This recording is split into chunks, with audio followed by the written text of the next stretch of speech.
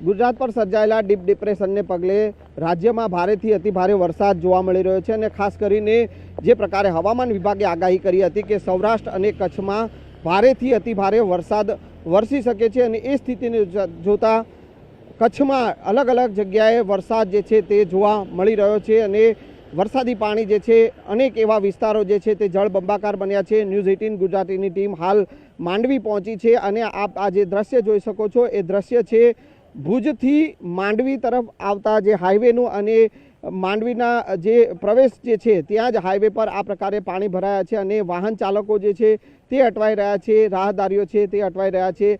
2 wheeler ચાલક હોય કે 4 વ્હીલર ચાલક હોય આ હાઈવે પર જે છે તેઓ અટવાઈ રહ્યા છે અને મુશ્કેલીનો સામનો જે છે તે પારાવાર અહીંયા જોવા મળી રહ્યો છે। જે પ્રકારે હવામાન વિભાગે આગાહી કરી છે કે આજનો દિવસ અને આવતીકાલનો દિવસ જે છે તે કચ્છવાસીઓ માટે અને સૌરાષ્ટ્ર વાસીઓ માટે ભારે છે અને એ સ્થિતિને જોતા અત્યારે ભારેથી અતિભારે વરસાદના કારણે કચ્છવાસીઓ મુશ્કેલીનો સામનો કરી રહ્યા છે। સાહેબ, પાણીની બહુ પરાકાષ્ઠાએ આવી ગઈ છે। નદી છે છલકાઈ કરી અને રહેણાંકના વિસ્તારોમાં માંડવીની નદીનું પાણી આવી ગયું છે। ખરેખર તમને ધન્યવાદ આપવા જોઈએ ન્યૂઝ 18 વાળાને કે આવા ચાલુ વરસાદે તમે આનું શૂટિંગ કરી રહ્યા છો।